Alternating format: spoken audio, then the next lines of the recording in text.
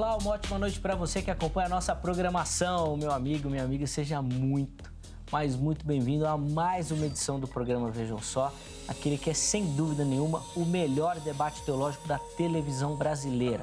Sempre um privilégio, uma alegria poder dividir esses momentos com você, com a sua família, que eu sei que curtem, que gostam do programa, que debatem os assuntos que são tratados aqui também, repercutindo, compartilhando o nosso conteúdo também.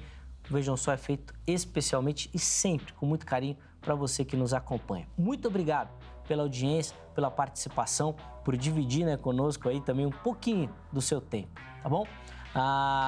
Antes da gente começar, de eu apresentar os meus convidados, de apresentar o tema para você, deixa eu já colocar aqui, aproveitar, meu perfil lá no Instagram, @zeca_pereira. Chega por lá para a gente poder conversar um pouquinho também, não só sobre o Vejam Só, mas sobre teologia também, às vezes debatendo alguns assuntos que são tratados aqui. Mande por lá também suas sugestões, não só de entrevistas, mas de temas, às vezes as suas dúvidas, para a gente poder tratar aqui no programa também e conversar. Eu desde já agradeço demais a sua mensagem, recebo muito carinho do telespectador do Vejam Só, reafirmando sempre a importância do programa para o crescimento, para o desenvolvimento intelectual. E esse é o nosso objetivo principal aqui. Não é simplesmente trazer uma resposta pronta, definitiva, fechada para as perguntas que nós colocamos, mas é levar até você conhecimento e que a partir deste conhecimento, desta provocação, você se interesse pelos estudos das Sagradas Escrituras, pelo estudo da teologia, para que a partir disso você forme realmente o seu conhecimento, cresça intelectualmente e aí você dá a sua resposta às perguntas que nós colocamos aqui todos os dias. Seja muito bem-vindo a mais uma edição preparada com muito carinho. A nossa oração é que o Vejam Só seja bênção na sua vida e, obviamente, na vida da igreja brasileira também. Fique à vontade. Aliás, daqui a pouquinho eu vou passar aqui algumas informações também sobre as nossas redes sociais. A gente tem feito um trabalho novo nas redes sociais, tem dado muito certo, muito retorno, muita audiência por lá também. Fica ligadinho que eu vou passar para você. Antes, vou apresentar os meus convidados, eles que vão nos ajudar nessa caminhada de hoje. E aí, na sequência, eu apresento o tema da nossa conversa também, tá bom? É com muita alegria que o Vejam Só recebe nesta oportunidade o reverendo Marcelo Rocha, ele que é ministro da Igreja Presbiteriana do Brasil. Reverendo Marcelo, meu irmão, obrigado por aceitar o nosso convite, estar aqui no Vejam Só. Uma alegria recebê-lo. Seja muito bem-vindo, meu irmão. Ô, Zeca, nós que agradecemos, né? Esse privilégio de poder estar aqui, de poder contribuir. Tema super relevante, né? E, de fato, um prazer, né? Poder distribuir aí conhecimento nessa área, apesar de que o pastor tem mais do que eu, né? A minha bagagem é mais prática no sentido de poder ajudar. E também, né, a nossa visão teológica do que a Bíblia nos fala sobre os refugiados. Exatamente, a gente vai poder ter a oportunidade de aprender um pouquinho sobre essa questão, que é um tema que super atual, cada dia crescem esses números, e o Brasil, de fato, tem sido uma busca. Não só atualmente, né, já foi ao longo da sua história também. Mas para a gente começar, Marcelo, eu vou pedir para o irmão passar as informações da igreja. Certo. O irmão pastoreia para a gente, tá bom? Isso. Pode passar direitinho o endereço e depois nós vamos colocar também durante o programa os contatos, por Ok. favor. Sou pastor auxiliar em Itabuna, minha igreja é a Congregação Presbiteriana Esperança, né, onde nós trabalhamos ali no sul da Bahia. Ela fica na Travessa Monte Alto, 67, no bairro de Fátima. Boa, toda a galera de Itabuna aí fica o convite também. A audiência do Vejam Só lá na Bahia é enorme, então se quiser, estiver por lá, pode fazer uma visita lá para o pessoal da Congregação Presbiteriana também, que eu tenho certeza que você será muito bem recebido, tá bom? De novo, Marcelo, obrigado pelo carinho, bom Deus abençoe a vida, o ministério do irmão. Os contatos vão aparecer para você durante todo o programa, mas nós vamos deixar também lá no nosso perfil do Instagram, tá bom? Aí com calma, com tranquilidade, você acessa por lá, fica mais fácil para entrar em contato. Não só para conhecer o ministério, mas também se tiver dúvidas sobre o assunto que nós vamos tratar, você pode ficar à vontade por lá também, tá bom? E o Vejam Só recebe também nesta oportunidade o pastor José Prado, ele que é presidente da Abuna. Pastor José, obrigado, meu irmão, pelo carinho, aceitar o nosso convite. Seja muito bem-vindo ao Vejam Só. Opa, muito obrigado. Eu que agradeço a oportunidade. É uma honra, um privilégio estar aqui e eu tenho muito que aprender com vocês e a gente tem, né, uma base bíblica enorme que fala sobre o estrangeiro, sobre acolhimento. Então vai ser um papo muito bom. Obrigado. Vai ser importantíssimo para a gente poder entender e compreender um pouquinho melhor essa situação. Obviamente, como a Bíblia trata isso e como é que a igreja faz e precisa fazer na prática também. Para a gente começar, vou falar para o irmão explicar um pouquinho para a gente o que é a Abuna, por favor. Ótimo. A Abuna é uma organização não governamental, né? O nosso viés é humanitário e nós nascemos fruto do movimento de refugiados que começou a chegar no Brasil, mais especificamente em 2012, 2013, com a guerra na Síria. E aí, através das nossas conexões, eu sou pastor, sou missionário, pessoas vieram para o Brasil da Síria e nós começamos a acolher, e daí nasceu a necessidade de ter uma instituição. Então, a Abuna, que significa Pai Nosso em aramaico, nasceu fruto desse movimento, como uma resposta, né, da nossa família para o movimento de refugiados. Que bacana. Durante o programa também vão aparecer as informações da Abuna para você, os contatos, mas também nós vamos deixar tudo certinho lá, fixado no nosso perfil do Instagram. Acessa lá para você conhecer melhor o trabalho, o ministério, tirar suas dúvidas, quiser apoiar também, vai estar tudo lá direitinho para você.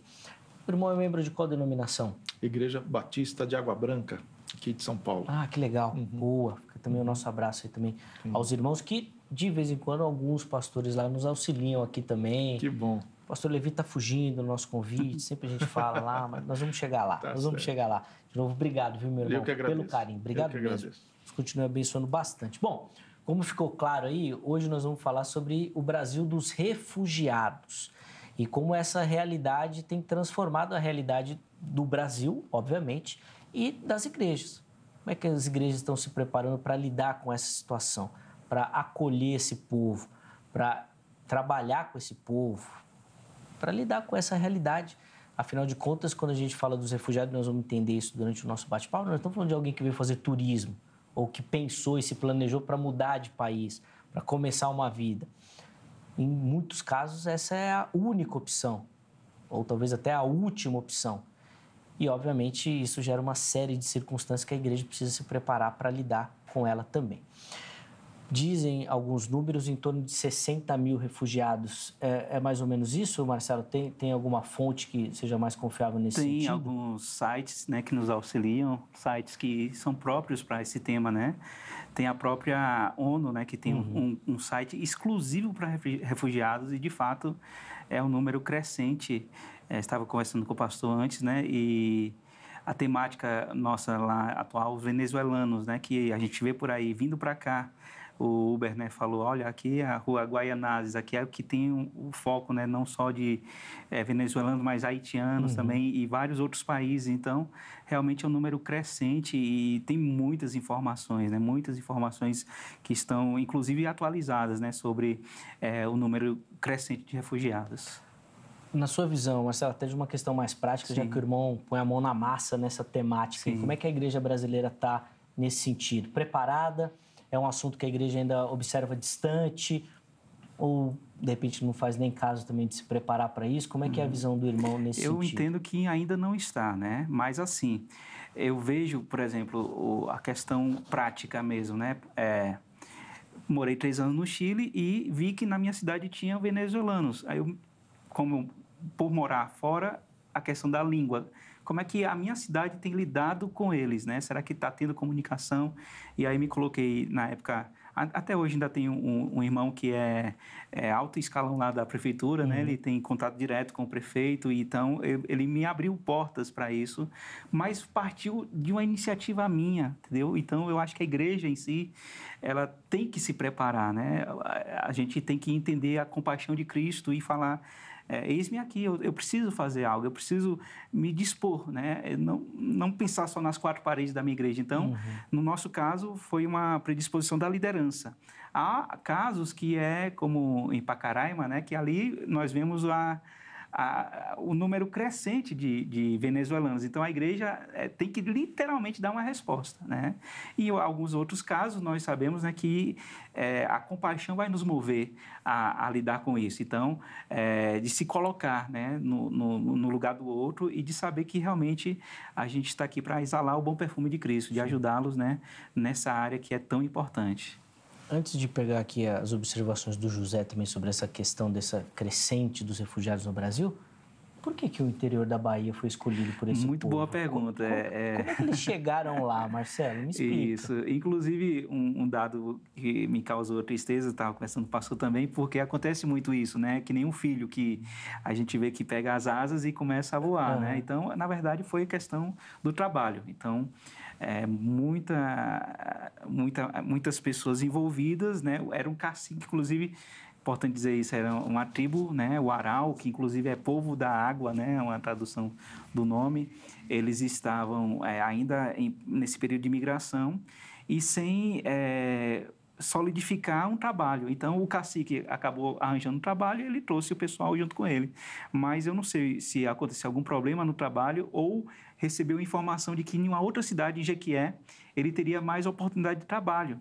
E aí, sem me consultar, né, porque a gente conhece o contato e poderia também abrir portas lá, ele tomou a decisão de ir por causa do trabalho e não deu certo e agora estão no Espírito Santo. Então, de fato, lá eu já fiquei sabendo que há uma possibilidade maior. Então, a temática foi um lugar para trabalhar. Eu preciso de terra, eu preciso, né, ser útil e ele, no caso, como líder, de dar subsistência ao meu povo, né? Então, é algo que, como você falou, né, realmente eles não têm opções. Eu preciso de subsistência, preciso sobreviver. Eu preciso realmente fazer com que a minha descendência, né, esteja aí acolhida e realmente tenha algo para lidar, né, com o futuro, porque realmente essa questão do futuro é algo que sempre causa uma preocupação. E a igreja tem que estar atenta a isso. Sem dúvida, até porque se você imagina, se fosse uma coisa planejada, já não teria essas mudanças, né? Eu já vou lá porque lá já tem um emprego, eu não preciso estar aqui, lá está melhor. Não, você vê que as coisas não são assim planejadas. José, 60 mil refugiados é um número coerente hoje para a gente trabalhar no Brasil? Ou não dá nem para saber, porque vão chegando tanto dia que isso daí muda constantemente? Esse é um tema, todos que trabalham, né, com migração, refúgio, a questão dos números é uma questão muito complexa, porque hoje no mundo existem 100 milhões de pessoas que foram forçadas a sair das suas casas, dos seus países, por força maior, né? Então, a definição de refugiado é a pessoa que, por fundado temor, ela tem que deixar o seu país, seja por perseguição política, religiosa, grupo social. Então, 100 milhões no mundo. Agora, o Marcelo mencionou a questão dos venezuelanos, e aí eu vou chegar na questão brasileira, né, nos números do Brasil. A imigração venezuelana forçada, né? Ela veio por força de uma crise institucional do governo da Venezuela. Né? E aí as pessoas, em busca de sobrevivência, né, estão saindo pela América Latina. Na verdade, os venezuelanos são o segundo grupo maior de deslocados do mundo, deslocados à força, né? Sempre sim. Nós estamos falando de deslocados à força. Sim, eu acho que na fala do irmão fica muito claro, fundado temor. Ou seja, é um temor que existe. Sim. Não é que o cara inventou alguma coisa, não, tal. Não. Tem uma realidade, por isso ele precisa... Precisa não, né? É obrigado. Ele né, não tem outra alternativa. Sim. E... o que acontece, por exemplo, em Roraima, né? Roraima é a porta de entrada, Pacaraima é a cidade, né, na divisa, depois Boa Vista, e ali então existe um fluxo. Em 2013, 2014, eram 500, 600 pessoas por dia. Então, você imagina esse número, né? Então, gera milhões. No Brasil, então, para a gente falar de números, a gente precisa explicar um pouquinho como é que esse número é dividido, né? Por exemplo, a gente se fala de 60 mil refugiados. Isso significa que são pessoas que passaram, né, pelo processo de solicitação de refúgio e foram aprovadas. Tá. Então, aí tem uma coisa que precisa entender. Na verdade, o Brasil tem mais de 200 mil que incluem, né, os solicitantes de refúgio. Porque a pessoa, quando ela entra e é encaminhada à Polícia Federal para fazer a solicitação de refúgio. E aí, então, solicitantes de refúgio, nós temos muito mais do que 60. 60 mil foram aqueles que passaram pelo processo e já foram, né, definidos, reconhecidos como refugiados. Mas se a gente engloba aí os solicitantes de refúgio, isso vai para mais de 200 mil. E a gente poderia colocar nesse número aqueles que nem procuram isso? Tem ou não? Então, aí a outra coisa é nebulosa. Por exemplo, muitos, por temor, né, Sim. eles acabam não procurando a instituição, o governo brasileiro, por exemplo, porque eles temem que, de alguma forma, eles vão ser perseguidos. Então, há um número que nós não sabemos, que é nebuloso, que são justamente essas pessoas que preferem não entrar no sistema. Né? Tá. Tô com medo de alguma perseguição. Depois nós vamos falar um pouquinho mais dessa questão da perseguição aqui no Brasil, como é que isso se daria. Mas eu queria falar de uma outra temática rapidinho, nessa fase introdutória aqui, porque os grandes fluxos, eu ia falar missionários, migratórios. Tá quase. Na história. A gente chega lá nas missões também. Vai chegar. Na história, eles foram por conta das guerras. Então, as guerras aconteciam, explodiam, as pessoas saíam para buscar lugares de paz, de tranquilidade, para poder caminhar. Bom, nós estamos aí com uma guerra aí na Europa aí, que já passa aí dos meses. Zero previsão de terminar isso. Pode ser um fator agravante aí para aumentar esse fluxo, e o Brasil pode ser um possível destino? Ucranianos, o pessoal ali do leste europeu... Sim, com certeza. A guerra na Ucrânia, ela gerou em seguida, né, porque nós tivemos no ano passado um outro fator muito importante, que é a tomada do Talibã, né, no Afeganistão, e isso gerou um fluxo enorme de milhões de pessoas saindo. E alguns meses depois, então, o Talibã, no caso afegão, foi dia 15 de agosto. E a guerra na Ucrânia se inicia na metade de fevereiro. Então, um tempo aí muito curto, gerando milhões de refugiados.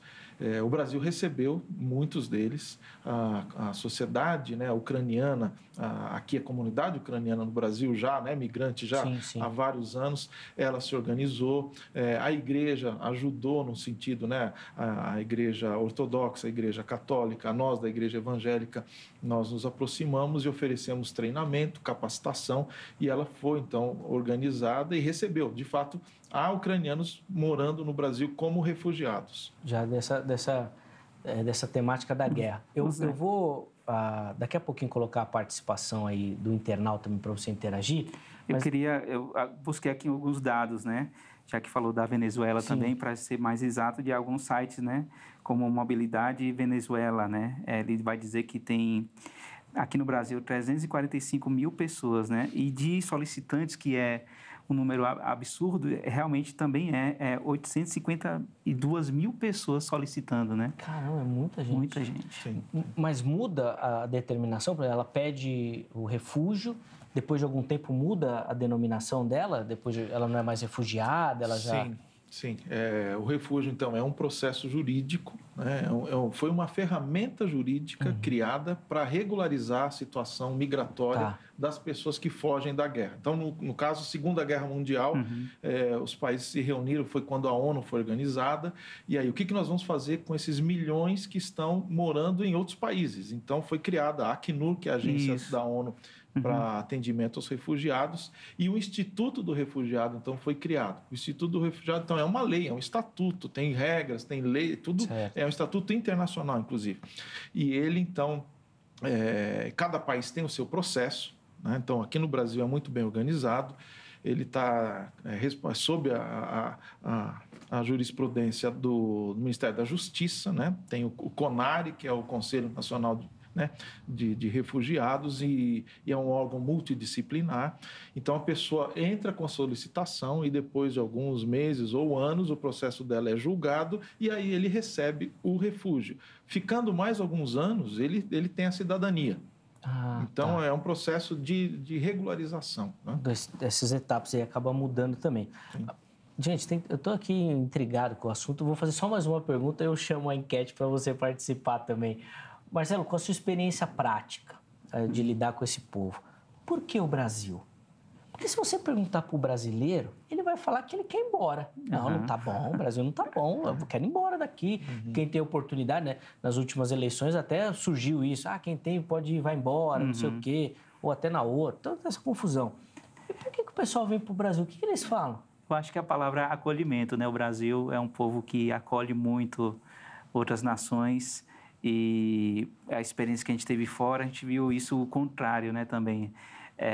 Os chilenos, por exemplo, eles só vão te acolher mesmo depois que eles te conhecem, né? E nós brasileiros, eu não sei se isso é bom de dizer, mas nós muitas vezes valorizamos o gringo, né? Nós damos mais valor ao de fora do que a nós mesmos. Então, aí tem por isso que não é bom de dizer, tem um duplo sentido, que realmente é importante você se autovalorizar, né? Como país. E, ao mesmo tempo, você também tem que acolher o outro. Agora, o que nós vemos no Brasil é mais essa ideia. Não, o gringo são melhores, né? No caso dos refugiados, tem um outro lado da moeda que é de saber as necessidades, né? Eles estão precisando e pode ser também que eles queiram tomar um lugar nosso. Então, eu acho que talvez outros países sejam mais fechados a isso. E o Brasil, até o que a gente tem visto por enquanto, né, tem sido aberto, né? Não, nós temos campo, vale a pena vir e tudo mais. Então, por isso que estão optando pelo nosso Brasil, né? Essas facilidades. E, José, como é que a gente pode explicar aí por que a escolha do Brasil? Nós temos, além dessa questão, né, que o Marcelo mencionou, do povo, né, que é uma característica cultural nossa de acolhimento, de aceitar o estrangeiro, que isso é raro no mundo, né, isso é uma característica nossa. Tem a questão da legislação também.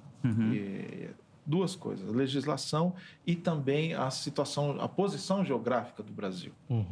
Então, é o destino natural, por exemplo, foi o destino natural, né, dos venezuelanos, é um acesso mais fácil, ainda que, né, muitos vão para outros países da América Latina pela questão da língua, né, mas geograficamente é a porta, muitas vezes é a porta de entrada. Então, tem essa questão geográfica. É bom mencionar também que essa porta de entrada, tanto lá em Pacaraima quanto no Acre, recebem fluxos migratórios, e principalmente nessa questão do refúgio, né, de outros países. Por exemplo, tem gente que vem da Ásia, de Bangladesh, né, do norte da África, Senegal, e vai, né, para Venezuela e entra por Pacaraima, né? Ou outras pessoas que vêm, né, também da América Central, né? A gente sabe que a América Central é um caldeirão, né, que está fervendo por causa, né, do narcotráfico, guerras, isso tudo que você falou. E aí muitos descem e vêm para o Brasil através dessa porta, que é um corredor. São corredores migratórios que são criados, então, a questão geográfica aliado com a questão jurídica, porque aqui nós temos uma legislação muito humanitária que reconhece o direito do refúgio e protege, né? Outros países não têm isso. Não tem essa demanda também, né? E lidando com isso. Deixa eu colocar a enquete aí no ar para você, senão nós vamos conversando aqui, não vai dar nem tempo. Você acessa lá no nosso perfil do Instagram, @programa Vejam Só. Põe na tela aí para mim. A pergunta que nós colocamos foi a seguinte, a Bíblia ensina que devemos cuidar do estrangeiro, certo? Aí eu quero saber, na sua observação, a igreja brasileira lida corretamente com essa questão dos refugiados? Como é que você tem observado isso? Como é que a sua igreja local faz isso? No seu bairro, no seu estado e por aí vai, tá bom? Então você tem duas opções, lida corretamente, né? Ou não, tá bom? Tem sim e não. Para escolher uma delas, vote. Na postagem seguinte, você justifica a sua escolha, o porquê que você escolheu uma das opções, e nós vamos tentar colocar aqui durante a conversa a sua opinião também, tá bom? Rapidinho, o perfil no Instagram tá aqui, no Facebook você nos encontra Programa Vejam Só e no YouTube também, Programa Vejam Só. Nós reativamos o canal próprio do Vejam Só lá no YouTube. Além dos programas que a gente grava, os inéditos, esses novos, você tem acesso lá a uma playlist do Vejam Só Retrô. São programas antigos, acho que tem, a partir de 2013 tem programa do Vejam Só lá para você curtir, se divertir também e, obviamente, aprender. Muitas entrevistas, muito bate-papo. Eu tenho falado aqui constantemente da entrevista do Dr. Russell Shedd, que nós colocamos lá, que, se eu não estou enganado, foi a última entrevista que o Dr. Shedd deu. É um bate-papo, olha, imperdível. Eber e Shedd, cara, que incrível. Muito conhecimento teológico, vale muito a pena. Assiste lá, que senão eu vou ficar falando aqui, eu vou falar do outro programa e não falar do nosso aqui. Meu professor, vai lá, inclusive. O Shedd. Olha que legal. Vale que legal. A pena. Não, o Shedd é maravilhoso, é uma conversa incrível. Vai lá que você vai curtir demais. Tem outras entrevistas lá, você consegue acessar tudo por lá. Nestas plataformas a gente transmite também as nossas gravações ao vivo. Então, se inscreve, segue, compartilha, tudo lá que você vai encontrar tudo. Além das plataformas de áudio, para você ouvir o Vejam Só. Eu falei isso daqui recentemente, se você acessar o nosso conteúdo nas plataformas de áudio, aqui em São Paulo, você consegue ver umas 3 edições por dia. Só o tempo que você perde no trânsito aqui em São Paulo. Você vai curtir demais. Tudo lá. Acesse, escolha a sua predileta, vai lá que nosso conteúdo está por lá. Compartilha com todo mundo, para todo mundo saber que o Vejam Só está em todas agora, tá bom? Em todas. Marcelo, vamos dar um parecer teológico sobre isso? Porque senão a gente fica falando muito da questão humanitária. E hoje com essa polarização aí da igreja, essas coisas aí de política, aí você fica falando muito de coisa humanitária, aí o pessoal já quer confundir as coisas, já quer misturar tudo.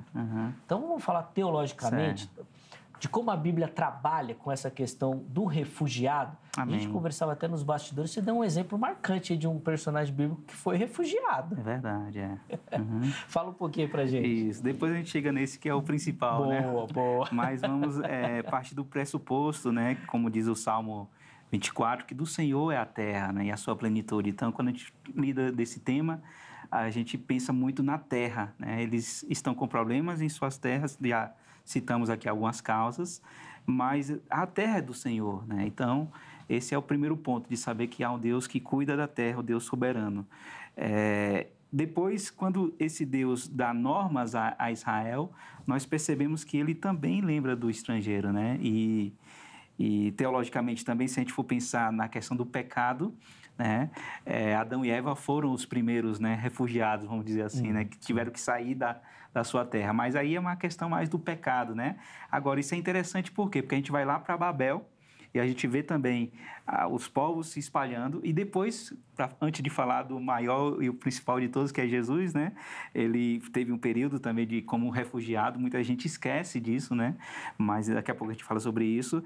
A gente vai para o contrário de Babel, né, que lá em Atos 2, em Pentecostes, nós vemos a junção das línguas. Então, como ali nós vemos a promessa do próprio Jesus Cristo falando, olha, vocês serão revestidos de poder. Então, isso é muito importante para nós, como igreja, de saber que o nosso Deus continua tratando com esse tema da língua, ou dos refugiados em si, e da língua também, da aproximação, porque eles precisam ouvir as verdades de Deus. E aqui em Levíticos 19, né, talvez um texto mais conhecido sobre esse tema, que fala, né, se o estrangeiro peregrinar na vossa terra, não o oprimireis. Como natural será entre vós o estrangeiro que peregrina convosco, amá-los-eis como a vós mesmos. Olha só. Pois estrangeiros fostes na terra do Egito. Eu sou o Senhor, vosso Deus. Aí tem o texto de Deuteronômio, o próprio mandamento, né? Quando fala do cuidado, fala do estrangeiro também nos 10 mandamentos. Nós vemos, então, essa temática e vemos vários casos de refugiados, por exemplo, a história de Ruth, né? Nós vemos a questão de Noemi, que não havia pão na casa do pão, e nós vemos ele saindo de Belém. Nós vemos exemplos também de José, que também é um dos mais marcantes, com uma violência, né, familiar e que foi vendido como escravo, e até chegar, né, como nós falamos em Mateus 2, onde vemos o nosso Senhor Jesus Cristo pequenininho, né, violência também, por causa da violência, perseguição, teve que sair para o Egito, e se cumprindo a profecia, né? E esse texto que eu achei interessante, que eu até deixei aqui marcado, eu estava lendo o contexto, e antes vai dizer assim, ó, sendo por divina advertência, prevenidos em sonho, para não voltarem à presença de Herodes, regressaram por outro caminho à sua terra. E aí vai falar do contexto para falar do Egito. E eu achei muito interessante essa ideia de sendo prevenidos, né? Então, nós estamos no contexto, fugindo agora da questão teológica, falando da prática, que estamos sendo prevenidos. Na verdade, se pensarmos no Brasil em si, já tivemos vários outros momentos, né, que a igreja teve que lidar com esse tema, mas agora nós estamos tendo, né, e nós louvamos a Deus, estávamos conversando sobre isso, que muitos pastores, que nem nós, né, estamos tendo que lidar com isso. Então, Deus está nos dando, através desse programa, uma grande oportunidade de estarmos nos prevenidos também, nos prevenindo para saber lidar, inclusive para lidar com o que aconteceu com o nosso Senhor Jesus Cristo, né, se cumprindo a profecia que eles foram para o Egito, né, e nós vemos como Deus é bondoso e nos dá esse privilégio de poder ser útil na vida dos refugiados. Sem dúvida, de ser bênção. José, como é que o irmão tem observado a resposta da igreja a essa ordem, né? Muitos teólogos trabalham com essa ideia desse quadripé, né, do Antigo Testamento, né? A viúva, o órfão, a criança e o refugiado. O estrangeiro. Sim. Como é que a igreja tem respondido a isso? Você que tem trabalhado mais ativamente nessa questão aí. Sim. Eu vejo que a igreja ela está caminhando para um engajamento maior. Nós no Brasil, né, falando de Brasil, nós sempre tivemos imigrantes, né? Nós somos um povo formado por imigrantes. Mas a nossa geração, ela muitas vezes se esqueceu de que os nossos avós, né, os nossos bisavós foram imigrantes. Naquela época não tinha a palavra refugiado, mas se você pega, por exemplo, todo o movimento, né, que veio ao Brasil da Europa, né? Foi por causa da guerra. Então, italianos, né, poloneses, chegaram aqui, né, por conta da guerra, eram refugiados. No início do século passado, ainda, o Japão, né, por questão de fome, né, os navios, né, japoneses chegando, toda essa migração. Então, essa é uma herança nossa. Mas a nossa geração, às vezes, esquece disso e, consequentemente, a igreja acaba também entrando nesse esquecimento. Agora, nos últimos anos, eu diria que nos últimos 20 anos, se a gente chegar mais próximo, nos últimos 10 anos, a situação mundial tem ficado muito mais complexa. Então, a gente tem um movimento que os estudiosos chamam de diásporas. Né? Diáspora, aquela palavra grega que é, né, quando um povo sai da sua terra para uma outra terra. E existem várias diásporas acontecendo hoje por conta de guerras, de perseguição, de seca, até desastres naturais, né, de tsunamis, enfim. E isso gera, né, no mundo todo a necessidade da igreja lidar com uma problemática que até então não era circunscrita a alguns países. Então, hoje é global. E o Brasil faz parte desse contexto. Então, a gente tem visto que nos últimos anos tem havido uma crescente conscientização e mobilização da igreja para acolher, né, o estrangeiro. Estamos muito longe de fazer o que devemos. Né? Cito alguns exemplos. Né? Aqui em São Paulo, por exemplo, a minha primeira experiência de encontrar com uma família refugiada na Praça da Sé. Né? Era um pastor africano, ele estava com a esposa, 2 crianças pequenas. Ele veio do Congo por conta da perseguição religiosa, passou por Angola, não teve dinheiro para trazer os seus 4 filhos, trouxe 2. E aí chegou aqui, o único lugar que ele encontrou foi uma invasão de um prédio aqui no centro da cidade. E ali foi assaltado e com medo foi para a rua, na Praça da Sé. E a gente trabalha com missões urbanas, eu estava ali ministrando, encontrei com essa família, e ali é a figura da vulnerabilidade, né? Uma pessoa fora do seu contexto, com a esposa, 2 crianças pequenas, foi assaltado, então ele sofre violência lá, sofreu aqui. E o que a gente faz? Então, traz para casa. Então, foi assim que a gente começou a trabalhar, acolhendo na nossa própria casa. Caramba! E aí você percebe que é muito mais complexo do que simplesmente, não, vamos dar um agasalho, vamos dar uma quentinha, né, uma marmita. É muito mais complexo, porque essa família, só dando exemplo da complexidade, a esposa entrou em depressão pouco tempo depois, porque imagina deixar 2 filhos para trás, sem saber se iria vê-los de novo. E não somente a esposa, os 2 irmãos também, que eram menores, tinham deixado os 2 irmãos maiores, na diferença de 2, 3 anos, né? Então, cadê meus irmãos? O que aconteceu? Então, houve todo um trabalho, nós fomos aprendendo a lidar com essa complexidade, né? Os traumas, né?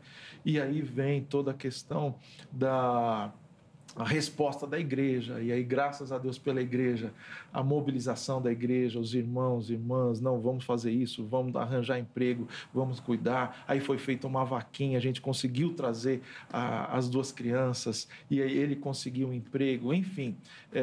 São histórias que nos inspiram. Quando a gente, né, passa por ela, né, acompanha, o resultado final é muito bonito.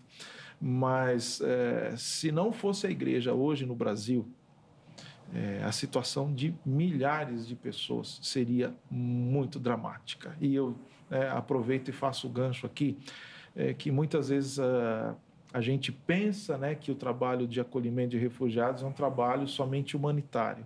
Muito pelo contrário. Eu vejo que é uma oportunidade única que Deus tem dado à nossa geração, à nossa igreja, a igreja brasileira, para acolher o estrangeiro e demonstrar nesse acolhimento o amor de Deus, o amor de Jesus por eles. Sim. E muitos têm sido tocados, muitos têm sido transformados por esse amor prático. Sim, porque é uma situação de fragilidade. Enquanto o irmão falava, eu lembrei de um depoimento, de uma entrevista que eu fiz uma vez com o reverendo Coyote, da igreja presbiteriana, não sei se de Maringá ou de Londrina, mas que ele faz um trabalho muito legal hoje em dia com crianças. Mas ele começou cuidando de morador de rua. E quando eu entrevistei, ele falou assim: ô Zeca, eu encontrava a pessoa na rua, eu colocava dentro de casa. Porque foi isso que eu li na Bíblia. Foi isso que eu li na Bíblia. Rapaz, eu lembro que eu chorava. Sim. Sabe? Porque aquilo mexeu comigo de um jeito assim, de coisa que a gente não faz. Verdade. De coisa que a gente não responde. E o jeito que ele conta, quando o irmão falou, né, que eu vi e pôs em casa, na hora eu lembrei disso. Sim. Como é que tem sido a resposta da igreja a essa teologia aqui que a gente tem, Marcelo, de cuidar? Lá tá, que a gente tem que amar o estrangeiro que está no nosso meio. Como é que a igreja tem respondido a isso praticamente? E até indo um pouquinho além. O que fazer com esse estrangeiro? O que tem que ser a atitude da igreja com ele? Vou começar pela última, né? Porque, assim, o que fazer, eu acho que é importante, como foi dito, né? Saber das leis, saber também se há na cidade, né? Algo ou alguém responsável por isso. E porque muitas vezes você pode assumir algo, né? Sendo que tem um poder ali que é responsável pelas atitudes que são dignas, né? Que são necessárias para eles. Aí depois disso, que foi o nosso caso, né? Não demos uma assistência talvez constante, mas tentamos fazer isso, de tentar realmente falar a língua deles, né? Por exemplo, eles tinham demandas simples, como, por exemplo, ventiladores. Ou em vez de colocar macarrão na comida, colocar arroz, entendeu? Coisas que eram talvez mais fáceis para ele. Então, e pela questão da comunicação, quem está fazendo a comida achava que eles estavam exigindo muito e eram coisas simples. E eu, como pastor, servi de âncora, de ponte para fazer isso. Gente, faça isso, bota pouco molho, né, na comida. Então, e logicamente, fazer a nossa parte como igreja, né? Por exemplo, nós tivemos lá o domingo da acolhida, né, que é um movimento mundial, e a nossa igreja simples, que é uma congregação, acabou fazendo culto para recebê-los, e foi interessante porque foi bem no nosso aniversário, e a liderança, né, juntamente com alguns irmãos, optaram por não fazermos o nosso bolo, ou seja, não teve bolo no nosso aniversário, fizemos o culto às 16h, nosso horário às 18h, né, mais cedo. Depois do culto, com eles, todo em espanhol, né, nós tivemos um lanche do jeito que eles gostavam mesmo do lanche. E depois, a igreja, no culto normal, comeu do lanche deles também, entendeu? Então, foi a forma da igreja falar assim: olha, nós estamos abraçando vocês. Eles não permaneceram no culto, né? Tinham as demandas deles, mas foi a forma da igreja falar assim: não, nós temos feito algo que vai marcar, né? Foi interessante, desculpa me delongar, mas recentemente teve um caso até triste, porque saiu nos grupos da cidade e em outros também, uma pessoa dizendo que eles estavam vendendo os filhos. Como eles estavam nesse trânsito de Jequié para Espírito Santo, eles ficaram na rodoviária. E aí eu bati lá, e a primeira reação, o pastor, né, da irmã, né, da venezuelana. E aí nós mostramos para esse grupo que era uma fake news, que na verdade eles estavam ali com as crianças. Aí eu mandei o vídeo deles falando, até tentei botar na produção aqui, acabou não dando, eles falando literalmente: nós não temos esse intuito, esses filhos são nossos. Entendeu? Então, há um pré-julgamento, preconceito e tudo mais. Então, a igreja tem que estar atenta a isso, né? Algumas vezes também lá, na cidade, eles pedindo, né? Eu parei, sentei do lado deles, perguntei como é que vocês estão. Então, isso são coisas que a gente pode fazer, né? Não necessariamente esperar a igreja e termos atitudes também, né? Nesse ponto de ser útil. Sim. E procurando o poder público também, né? E, ao mesmo tempo, falando, as nossas portas estão abertas para recebê-los também. Sim, e é um detalhe tão mínimo. Eu vou passar essa pergunta ao José também para ele falar o que a igreja tem que fazer, quais seriam as atitudes da igreja. Mas quando o reverendo Marcelo fala de gosto, né? Macarrão, arroz, o lanche do jeito que eles gostam. Eu, uma vez, contei uma história pro Vini do São Paulo Invisível. Que eu falei que eu fiquei muito chateado que eu comprei um lanche para um morador de rua e na hora que ele pegou o lanche, ele começou a tirar do lanche as coisas que ele gostava. Exatamente. Não gosto de tomate, não gosto disso. Tirou. E eu fiquei bravo. Cara, como é que a pessoa faz isso? Eu tô dando, ela não quer. Aí eu conversando com ele, ele falou, rapaz, o cara é morador de rua, mas tem gosto. Ele gosta, ele não gosta. Eu falei, caramba, é mesmo, né? Eu vou dar e eu tô exigindo que o cara coma, né? Cara, e são coisas mínimas, assim, que a gente... por não fazer parte, a gente não vai entender, né? Então, se o cara gosta de macarrão, ele não vai comer arroz, ele quer macarrão. É muito interessante isso. O que a igreja tem que fazer, José, para auxiliar? Quais seriam as atitudes da igreja para facilitar, vamos dizer assim, ou para fazer a vida dessas pessoas mais humana realmente, né? Bom, tem dois caminhos nessa resposta. Eu creio que a igreja somos nós. Antes de ser uma instituição, uma organização, somos nós. Então, a começar em mim, né? Quebra corações, já dizia um antigo hino, né? Então, a ideia é que nós... podemos ser a resposta das orações dessas pessoas, porque queria ressaltar isso também. Muitas vezes parece que a gente não entende isso, mas muitas das pessoas que estão ali na rua, em refúgio, são nossos irmãos na fé. E nós não sabemos. Na verdade, do ponto de vista bíblico, Jesus também falou, Mateus 25, depois a gente pode falar, né, sobre o Jesus oculto que vem, né, no estrangeiro, né, naquele que está com fome, que está com sede. A gente pode chegar lá. Mas, praticamente, eu creio que a nossa primeira resposta é deixar de lado os nossos preconceitos. Porque existe muito preconceito e muito medo nessa questão do estrangeiro, né? Estrangeiro é aquele desconhecido. Mas, na verdade, quando a gente senta com ele, né? Igual o Marcelo falou, sentou ali, começou a conversar, começou a comer, a gente percebe que eles são como nós. E esse foi, para mim, o que me levou a esse ministério, né, de acolhimento. A primeira família síria que eu recebi, que estava vindo da guerra, toda fragilizada, foram 18 pessoas, né, que a gente acolheu numa única vez, desde bisavós até os netinhos. Era uma família evangélica e no contato com eles eu pude ver Jesus na vida deles. Eu pude ver que eles eram humanos como eu, mas também nossos irmãos na fé. E isso, então, me fez entender que eu tinha recebido ali, naquele momento, um chamado dentro de um chamado. E eu costumo dizer assim, porque as pessoas, mas eu não sei o que fazer, eu não sei como lidar, por onde começar. E a minha resposta é, você sabe chorar? Começa por aí. É a nossa capacidade de sentir a dor do outro. Então, imagina, se fosse você, né? Aquela pessoa que está ali na calçada, na rua, muitos procuram as igrejas, muitos batem nas secretarias das igrejas, né? Que ficam lá, muitas vezes, né? Fechados, muitos estrangeiros, eu tenho esse testemunho.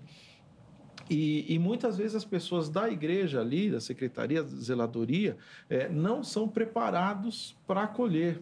Não sabe, não, é falta de preparo, não sabe, né? Então, se a gente tiver, né, possibilidade de treinar, né, o pastor que está ouvindo a gente, participando aí, né, imagina se você puder, né, conscientizar a sua igreja, né, sobre isso.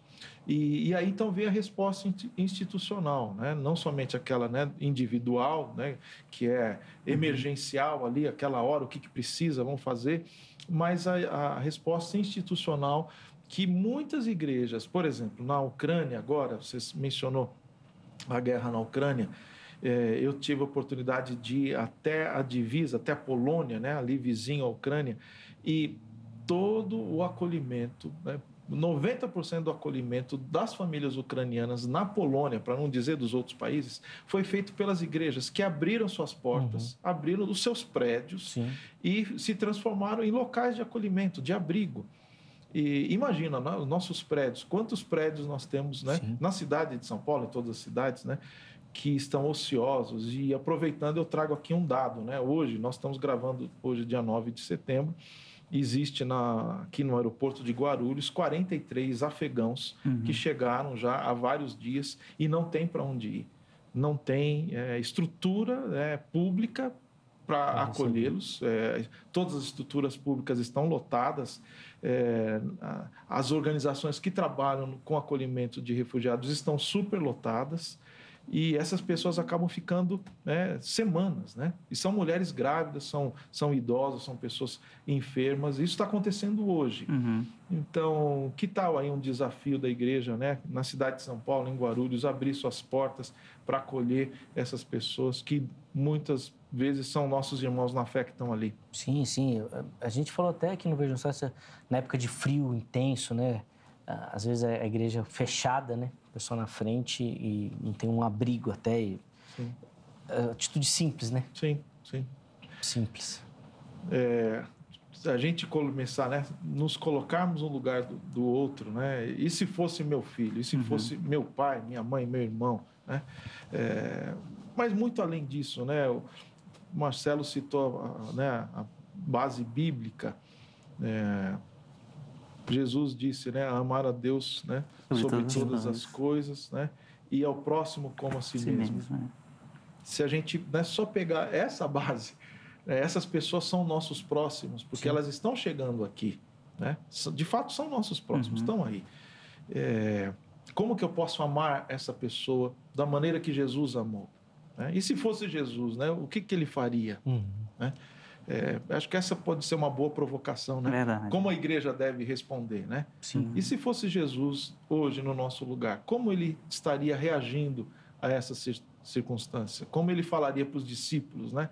Lembra das vezes que Jesus viu a multidão, né? E ele se compadeceu dela, porque era como ovelhas, né? Sem pastor, ovelhas que estavam sendo maltratadas, né?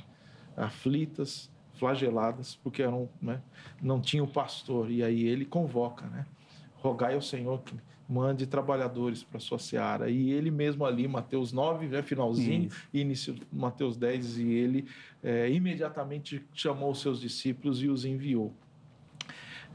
Então, nós temos muita base bíblica, muita história da igreja. Se a gente for para a história da igreja também, marcada pela experiência de acolhimento. Em última instância, a igreja é aquele povo que vai à luta e vai para o sacrifício e acolhe. Né? É muito importante que o Marcelo falou das instituições, né? Das públicas, na cidadania, né? A documentação. Isso é fundamental. Mas antes disso, passa pela resposta humana, né? Cristã, vamos colocar, evangélica, de amar como o nosso próximo. Sim, e fazer disso, né, Bruno Marcelo, até um facilitador. Exatamente. De repente o poder público já está estruturado naquela região para isso. Mas às vezes o estrangeiro, até pela situação, trauma, dificuldade, sei lá, tem tantas coisas que podem acontecer. A igreja, às vezes, precisa ser esse facilitador. Não, tem aqui, a gente vai te levar até lá, vai fazer. Exatamente. Acho que tem várias áreas de atuação quando a gente fala de refugiados, né? Isso. Uma coisa que conversamos aqui, e eu acho que também é importante lembrar, é que eles estão em busca também de trabalho. Então, está por dentro das agências, né, de trabalho, de emprego, por dentro também, talvez, de irmãos que já têm essa sensibilidade. Meu pastor está com o coração nessa área, também voltar, né? A minha igreja vai abraçar. Então, abrir, né, quem sabe, uma vaga de trabalho, então, deixar disponível, olha, pastor, caso aconteça isso, né, tem uma vaga aqui para uma pessoa que precise e tal. Então, eu acho que é importante, né, a gente estar atento para essa demanda que, como você disse, chegou lá no sul da Bahia, está chegando no Brasil todo. Inclusive, lá no sul da Bahia, eu tenho um irmão, o reverendo João Marcos, que trabalha com afegãos também. Também lá no sul da Bahia. Depois vamos falar um pouquinho sobre isso também, para mostrar que realmente Deus tem mostrado que o Brasil está aí para acolher a todos, né? Todos esses povos. A gente vai falar disso. Vou pedir só para a produção colocar aí para a gente, o Marcelo. O irmão mandou algumas fotinhos, eles são poucas. É só para a gente colocar, só para ilustrar um pouquinho a fala, assim. Exatamente. E ele vai falar um pouquinho também do trabalho aí para a gente. Por favor. O primeiro contato que tivemos, né? Minha esposa, que fala melhor espanhol do que eu, ela foi nos ajudar ali. E depois tivemos o culto, né? Que foi o momento do lanche. Tivemos uma foto também com a igreja e com eles, só que eu acabei não dando tempo de colocar. Mas a ideia é que tivemos a programação, aí já foi a parte do lanche, né? Onde eles comeram, ficaram à vontade, repetiram e a gente deixou à vontade mesmo. Os diáconos ficaram meio sem saber agir, como o pastor falou, né? Eu falei, não, deixe eles à vontade. Se tiver alguma coisa na língua deles que você tenha dificuldade, fale comigo, fale com minha esposa. A filha de um outro pastor de uma outra igreja que falava espanhol também nos ajudou. Então, houve uma mobilização, diríamos assim, de algumas pessoas da cidade, né? Deveria ser maior, mas a gente, como foi o pontapé inicial, então foi algo que mexeu também com a estrutura da igreja para saber, olha, a igreja está aqui para ajudá-los, né? Então, é importante a gente estar atento a isso também, né? Sim. Inclusive, José, eu não entendo bem, o irmão vai poder explicar melhor isso. Mas parece que, obviamente, pela proximidade, algumas regiões vão virando núcleos desses povos. Aqui no centro de São Paulo mesmo, a gente tem muitos africanos por aqui. Sim. Muitos, assim. Eu, no meu desconhecimento, não vou saber identificar o país. Mas eu sei que tem muito nigeriano. Sim. Deve ter muito haitiano também. Sim, também. Deve ter uma variedade. E a gente vai ver que eles vão criando esses núcleos, assim. Sim. Talvez não é um caminho também para a igreja? Já saber onde eles estão, já tem aquele núcleo, e ali agir de forma específica, porque tem língua que precisa ser trabalhada, às vezes oferecer até o culto na língua deles, do povo. Sim. Se eu não estou enganado, aqui na Zona Leste, a Igreja da Penha faz um culto em espanhol, porque ali a região é de muito boliviano. Nem sabia disso. Sim. O pastor veio aqui e falou, falei, gente, mas o que os bolivianos estão fazendo na Penha? Toda a indústria têxtil lá também, né? Já não pode ser um caminho, uma ferramenta? Com certeza. Esses núcleos, né, de imigração se formam por causa da questão do emprego e moradia. Né? Então, aqui no centro de São Paulo, a gente tem, de fato, uma comunidade africana enorme, que é diversa, né? Como você falou, né? São nigerianos, são senegaleses, congoleses, né? Angolanos, né? Moçambicanos, estão todos aqui. Mas é interessante que eles buscam também o culto na sua própria língua. Porque, como eu falei, muitos são cristãos, são nossos irmãos na fé, são convertidos. E, às vezes, eles não encontram, né, a acolhida na igreja brasileira e acaba que eles mesmos se organizam, né? E é saudável que eles se organizem, né? O bonito seria, e acontece isso em algumas cidades, quando a igreja abre as portas para que, por exemplo, os venezuelanos façam culto em espanhol, como acontece aqui na Presbiteriana da Penha, e aí tem o culto em português, aí o culto em haitiano, mas uma vez por mês que haja uma celebração multiétnica, que a igreja toda se reúna. Então, aqui é um sonho de pastor, né?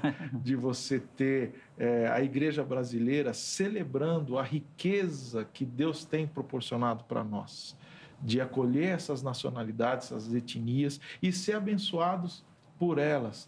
A igreja haitiana, por exemplo, quando você tiver oportunidade numa igreja africana, participe, né? Eu falo isso para todo mundo, participe, porque é uma vibração, é uma alegria, é um fervor, é interessante. Eu estava algum tempo atrás, né, em Santa Catarina, em Guaramirim, uma cidade ali em Santa Catarina, e a Igreja Batista abriu o seu culto para os venezuelanos e para os haitianos. E eu tive a oportunidade de pregar no final de semana, nos 3 cultos. E no final, um dos diáconos brincou comigo, então, pastor, o que o senhor acha? Onde é que o Espírito Santo estava? Ele disse isso, brincando, porque a vibração, a alegria, o fervor daqueles irmãos haitianos é contagiante. Então, isso também é uma coisa que eu queria deixar também para a gente pensar. Eu tenho visto que muitos desses irmãos refugiados, eles são, na verdade, pessoas diretamente enviadas por Deus para abençoar a igreja que está dormente. Eu digo isso aqui no Brasil, mas cito a Europa como um caso, né? Só para exemplificar o que eu estou falando. Isso não sai na mídia normal, né? E obrigado por você abrir esse espaço, que é muito importante a gente falar. Mas naquele movimento migratório em direção à Europa, né? Seja dos africanos, dos asiáticos, né? Oriente Médio, muitos são cristãos perseguidos, do Irã, do Afeganistão, né? Ali na Turquia, né? Da Síria, e aí chegam na Europa. E chegam na Europa, eles buscam a igreja. E aí a igreja na Europa, a gente sabe, muitas das nossas igrejas na Europa, você só encontra aqueles cabelinhos brancos, né? Gente Sim. mais velha que eu que tá ali. Exatamente. E aí chega aquela turma, e quando eu falo chega a turma é porque eles muitas vezes vão, né, em grupos de 40, 50 pessoas e vão em busca da igreja, e eles querem celebrar, eles querem cultuar. Mas eles precisam ser servidos também. Aí acaba que né, os avós, eles chamam os filhos que não estão na igreja, mas vêm ajudar, né, a servir a comida e tal. Sim. E ali eles são confrontados com a carência, a sede de Deus dos refugiados. Eles falam assim, me ensina a Bíblia, eu quero aprender de Jesus. E aí, nesse ensino, essa segunda geração que estava, né, longe da igreja, ela mesma é evangelizada pelos refugiados. Sim, que legal. Então, é uma história... Daqui a alguns anos a gente vai ver isso, né? Se me permite delongar, mas só para reforçar esse ponto, porque é bem atual. Os ucranianos, né? A igreja na Ucrânia, ela se fortaleceu muito nos últimos 20 anos. E essa guerra, então, está espalhando a igreja, literalmente, ucraniana pela Europa. E acontece que o ucraniano, ele é naturalmente um evangelista. Então, essas famílias que estão chegando em países da Europa, como, né, Suécia, França, Alemanha, Inglaterra, não encontrando igrejas ali na sua vila, no seu bairro, elas vão começar igrejas. Legal.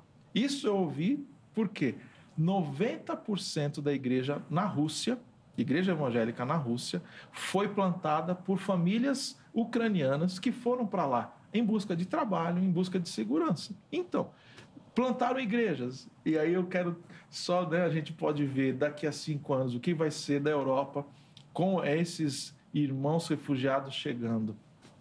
Então, concluindo, eu penso que Deus tem um propósito maior nisso tudo. Nossos olhos precisam estar abertos e discernir o que o Espírito Santo está fazendo, né? Sim. Quem tem ouvidos para ouvir, ouça o que o Espírito está.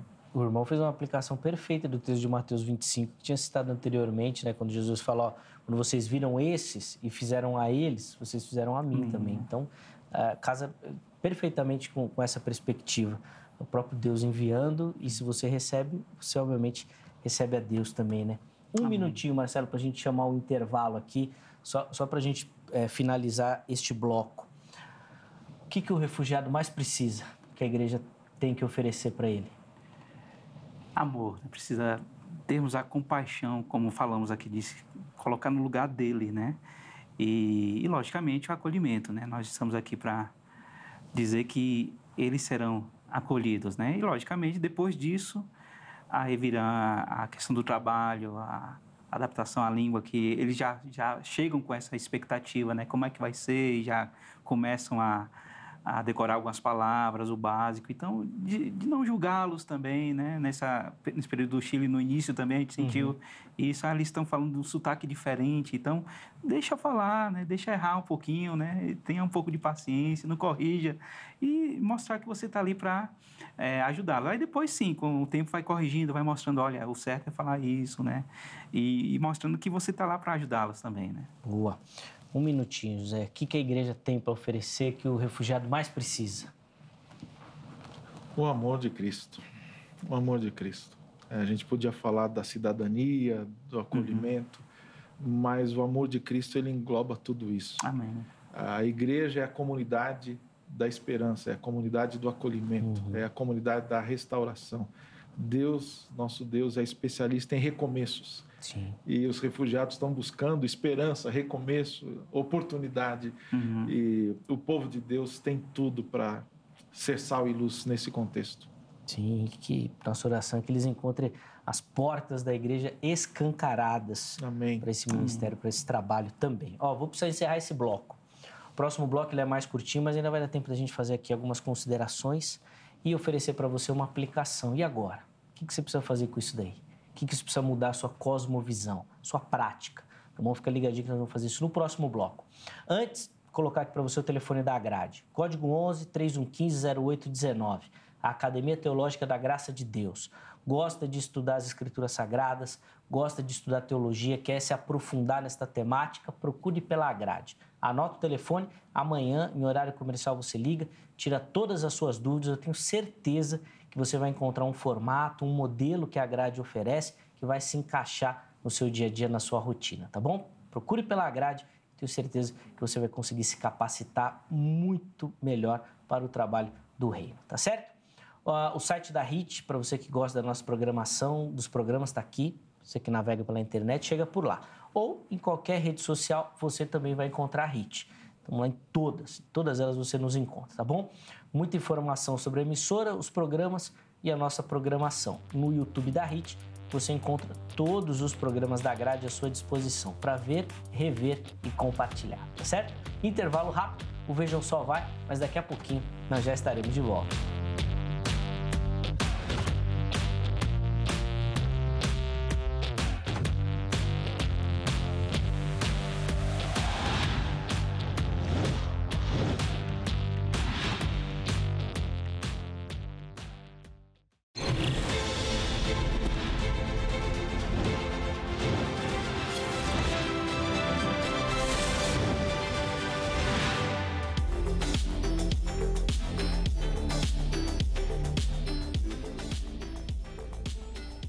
Muito bom, já estamos de volta com o Vejam Só, intervalo rapidíssimo aí na nossa conversa.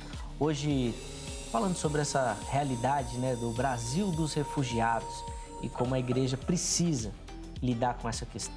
Recebendo aqui nos nossos estúdios o reverendo Marcelo Rocha e também o pastor José Prado. Na sequência, a gente já vai voltar aqui para o tema, considerações finais e uma aplicação, porque esse bloco é bem curtinho.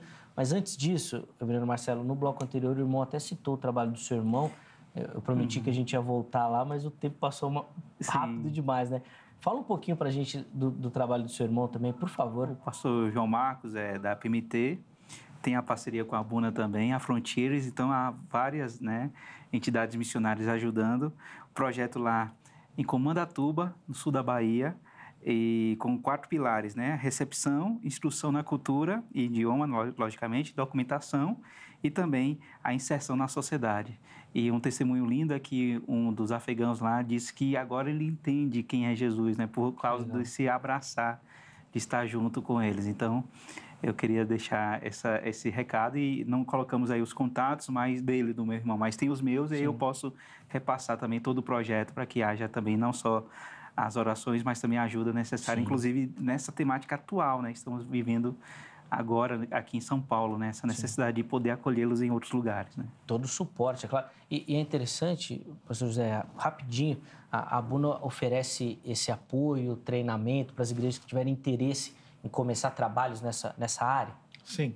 Nós temos a parte do acolhimento, mas também tem a parte do relacionamento com a igreja, da capacitação, mobilização, Legal. Despertamento da igreja para essa parte. Então, assim como, né, o reverendo João Marcos ali no sul da Bahia, nós estamos no norte do Paraná, né, Maringá, e a partir dali, né, recebemos, acolhemos, fazemos todo o processo, né, de integração e também de testemunho, né? Muitos afegãos estão conhecendo Jesus através do acolhimento da igreja, né? Eu citei no início, volto a falar, por exemplo, a minha casa, hoje nós estamos lá em 10 afegãos, na nossa própria casa. Inclusive, hoje chegou uma menininha, uma menina que nasceu agora, dia 7 de setembro, olha que coisa simbólica. Caramba! 7 de setembro nasceu uma brasileirinha, filha de um casal afegão que estava no aeroporto, nós acolhemos e nasceu lá em Maringá, saudável, e hoje foi para casa. Então eu vou chegar em casa, vai ter mais uma moradora lá. Que bênção, olha que história bacana, que legal, que bacana. E os contatos também da Abuna, nós vamos deixar tudo à sua disposição, tá bom? Então, se você tiver interesse, de repente a sua igreja, a sua comunidade quer se aprimorar nisso, não tem como, mas quer ajudar, quer apoiar, quer levar o pessoal lá para falar, tudo lá à sua disposição para você poder desfrutar aí e levar para a sua comunidade também esse trabalho, tá certo? Irmãos, nosso tempo nesse bloco é bem curtinho, então eu já vou passar para as considerações finais, mas eu queria que ambos reforçassem, para quem nos assiste, para o nosso telespectador, uma aplicação disso. Porque às vezes a pessoa pode falar assim, não, isso daí está muito distante, isso daí está lá no norte da Bahia, que o pessoal mexe, não, isso daí está lá no Maringá, isso aqui não tem nada a ver comigo, na minha igreja não tem nada disso no meu bairro. mas fala muito mais do que isso, né? Fala muito mais sobre essas questões. Reverendo Marcelo, 3 minutinhos para o irmão aí, umas considerações finais e uma aplicação para quem nos assiste, por favor. Eu creio que é importante ressaltar, como foi dito aqui, a figura do nosso Senhor Jesus Cristo, né? A demonstração do amor de Deus. Ele mesmo nos disse que devemos ir por todo mundo e pregar o evangelho a toda criatura. Então, a ideia de que não há barreiras, inclusive lá nós criamos um projeto, eu sou secretário de missões também do Pretério, né? Legal. Sem demarca, e causou um meu alvoroço, porque lá nós temos também indígenas, né? Então a questão da demarcação, na verdade, não tinha nada a ver. A ideia desse versículo, que é a aplicação para nós. Jesus está dizendo, vocês devem ir, não tem demarca, a toda criatura. E no caso, o que tem acontecido agora é que esses povos Todos do Senhor povos estão chegando para a gente. Então, isso é imprescindível de saber como devemos lidar. O Tim Keller ele vai dizer assim, precisamos de uma visão mais acurada do mundo em que vivemos. Talvez precisemos entender que não vivemos em ilhas de conforto, nas 4 paredes da nossa igreja, e sim na estrada para Jericó, que é um exemplo do livro dele, né, do texto lá do Bom Samaritano. E como aplicação, talvez, num contexto americano que tem a ver conosco, eu recomendo que os irmãos, principalmente nós pastores, né, muitas vezes a gente fica somente no nosso contexto, de ver um filme que é muito interessante chamado Colheita da Fé. E nesse filme vai contar, logicamente, o contexto lá do pastor Michael Spurlock, né, fatos reais, e que a igreja foi mudada, a cidade foi mudada por causa de refugiados que chegaram lá. Então, é algo assim que, quando eu vi, me marcou muito, né? E será que, se chegar na minha igreja, o que eu vou fazer? E eu não vou contar logo, não vou dar spoiler do filme, mas para ver como foi bênção de Deus, né? Essa chegada dos refugiados. Sem dúvida, é uma oportunidade ímpar que a igreja enfrenta desse momento histórico e de poder ser relevante nele também. Reverendo Marcelo, obrigado, viu, meu irmão? Meu irmão. Primeiro por aceitar, primeiro por provocar o programa na temática. Uma provocação do reverendo Marcelo para a gente poder trazer o tema aqui, depois ele próprio aceitando o convite também de estar aqui. Obrigado, viu, meu irmão? Que Deus continue abençoando. Os contatos do reverendo Marcelo à sua disposição lá no nosso perfil do Instagram. Chega por lá. Você pode tirar as dúvidas, saber um pouquinho melhor do ministério do irmão também, conversar com ele por lá, tá certo? Obrigado, meu irmão. Ô, Zeca, nós que agradecemos e deixamos um abraço aqui do sul da Bahia, primeira igreja de Itabuna, igreja centenária, igreja mãe, né, que também tem essa visão missionária. A nossa igreja, que é Esperança, o nome já mostra, né, que realmente estamos aqui para isso. E, na verdade, nós que temos que agradecer, porque certamente vai ter uma grande visibilidade e talvez seja algo que nós, pastores, estamos lidando agora. Sim. E não sabemos como lidar. E agora, graças a Deus, já foi dado, na linguagem do nosso bom futebol, né, um pontapé inicial para realmente fazermos algo. Sem dúvida. Espero que Vejam Só contribua e seja bênção nessa área também. E as portas do programa estão abertas aí para a gente poder falar mais, dar mais luz ao assunto também, né? Pastor José Prado, também 3 minutinhos para o irmão aí, algumas considerações finais e uma aplicação para o nosso telespectador, por favor. Obrigado, eu agradeço demais a oportunidade, é uma alegria poder ter esse tempo aqui falando sobre isso. E eu tenho um chamado missionário, né? Eu sou pastor, missionário há muitos anos e por N motivos o Senhor não permitiu que eu saísse às nações. E eu trabalhei durante minha vida inteira, né, de ministério, 37 anos de ministério nesse ano, trabalhei treinando e capacitando brasileiros para que sirvam como missionários em outras nações. Mas nos últimos anos, por conta de tudo isso que nós falamos nesse programa, as nações têm vindo ao Brasil. E é um novo tempo de missões para o mundo todo. E agora, então, como Marcelo falou, nós temos a oportunidade de fazer missões transculturais para outras nações aqui na nossa própria cidade, na sua cidade, onde você está, com certeza tem um estrangeiro, tem refugiado. Então, vamos fazer discípulos de todas as nações, anunciar o evangelho a esses que chegam, que tem a sua riqueza, né? A gente não falou isso, mas eles vêm com uma bagagem cultural, espiritual lindíssima, e é uma oportunidade da igreja brasileira, então, ser sal, ser luz, ser esperança. A aplicação, então, é que a gente pode fazer aquilo que Jesus nos pediu para fazer, que é amar a Deus sobre todas as coisas e amar nosso próximo como a si mesmo, e especialmente, né, nesse caso, nos estrangeiros que estão chegando. Nós, né, do Abuna, precisamos de toda a força, todo o apoio possível, né? Nós temos coração, mas nossos braços, né, são curtos muitas vezes para acolher tantas pessoas. Então, busque as nossas redes sociais, convide a gente para ir na igreja, para falar, para conversar com grupos, enfim, nós estamos à disposição para servir a igreja brasileira nessa missão. Sem dúvida, fica aí os contatos lá no nosso perfil do Instagram, chega por lá que está tudo lá direitinho para você acessar. Fica o nosso agradecimento. Pastor José, obrigado pelo carinho, trazendo essa mensagem aqui para o povo, que certeza que vai ser bênção e mais do que um chamado individual ao trabalho missionário. Eu sou um defensor dessa ideia teológica de que todo cristão é um vocacionado. Você tem um chamado, meu irmão. Sim. Inclusive já foi dito aqui na grande comissão, né? Sim. Esse chamado é teu também, é meu, é nosso. Não é de quem vai, não, é de todo mundo. Inclusive o reverendo Hernandes é um pouquinho mais bruto do que eu. Ele fala que não existe salvação sem vocação. Então, se você não tem vocação, você precisa até se preocupar. Tá bom? Tem que ficar atento. Obrigado, meus irmãos, pelo carinho, pela participação. Obrigado, foi muito bacana. Obrigado a você que nos acompanhou, que assistiu. Antes de encerrar, deixa eu colocar o resultado da enquete. A gente perguntou se na sua observação, a igreja brasileira lida bem ou corretamente, né, com essa questão dos refugiados. 36% dos nossos internautas responderam que sim, a igreja brasileira faz um bom trabalho.